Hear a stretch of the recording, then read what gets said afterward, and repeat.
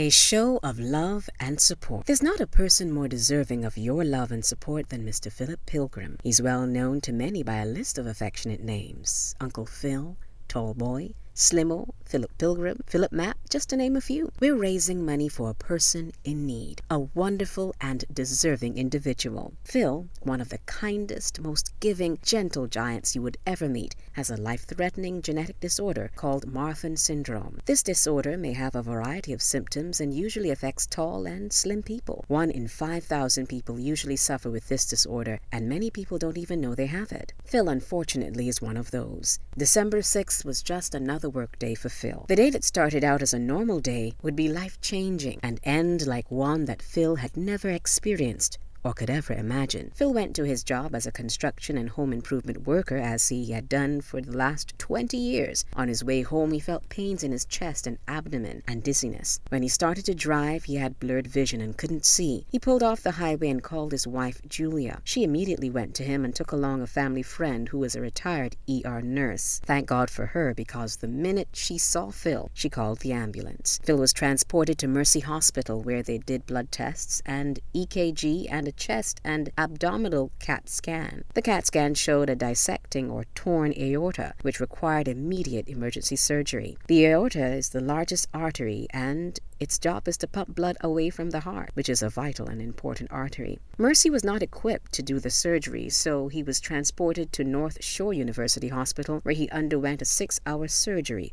to replace 13 inches of his aorta, as well as replacing the aorta valve. The surgery was successful, and Phil was discharged a week later. He was making slow progress, but things went from bad to worse. On January 3rd, he was readmitted to the hospital with a high fever, and more tests revealed additional tearing in his aorta, which would require a second surgery, this time to replace his ascending aorta. On January 12th, Phil underwent a second 12-hour surgery to replace the ascending aorta. Phil was discharged again and had been rehabilitating at home. Unfortunately, Phil was readmitted to the hospital on February 17th and faces another surgery to repair an additional section of the aorta. He has a long road ahead of him with months of rehabilitation. This illness has really put a significant financial strain on the family, and Phil is no longer able to provide as he has been so accustomed to doing. He's not able to work, and nobody knows when he'll be able to get back to work or if he will get back to work. And I was carrying the load on myself, and I've been out of work myself since last year, March, with my own health issues. And he's been supporting me all along. And then all of a sudden, December 7th came, and the rug was pulled from under us. And now both of us are, not able to work because of our health issues, and it's really placing a financial burden on both of us. As a community, as a family, we are here to help. After his wife, mother, sister, brothers, nieces, and nephews, music is the love of Phil's life. Phil would play guitar morning, noon, and night if he could. Well, he does it whenever he has a chance. I used to be back in the district playing my box guitar. And this guy, he want to learn to play box guitar. He want to learn to play guitar too. So one day, I showed 3 chords, C, F, and G. And as I say, the rest is history. And I brought him into my folk. I was the director of this folk group named Sir Bartholomew's Folk Chorale, and then he developed his skills. So that when it came to America, I left him with the group and stuff. So then when he came to America, we hooked back up again. I played in about 3 or 4 different bands with Philip.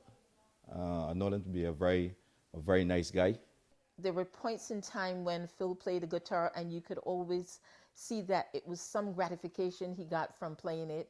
And I realized that he didn't have this formal training, but he was really so interested in the music and what he did that he put his all into it. Everything that Phil did, he actually was so enthusiastic about it, and people could sense that it was a genuine interest in whatever he did. I'm the one who sang and wrote the classic song, I'll walk away from love once more. But that's not what I'm here to talk about. I'm here to talk about a deserving Barbadian artist. I call him an artist because he played in a number of bands in Barbados, and when he came here to the U.S., he also had another band, Mr. Philip Pilgrim. We call him Phil Pilgrim. Some people call him Slimo. Some people call him Tall Phil, Tall Boy. They had all kinds of names for him. And you know why? Because he was an affectionate and loving guy. In 2013 and again in 2015, Phil helped organize 2 reunion events that raised funds for his primary schools in Barbados, St. Bartholomew's and Providence Primary. It was very important to Phil that he never forgot where he came from, and giving back was always a big part of Phil's life. He stepped up to the plate time and again to make sure that the events and the fundraising activities were a success. He's going to have a lengthy recovery road and is already worried about meeting the financial obligations, which is the last thing he needs at this time. Please, consider supporting this family during this traumatic season. Any amount will help alleviate the financial pressure that they will experience due to loss of income. We ask you to continue to pray for them and the journey that they're on. Thank you.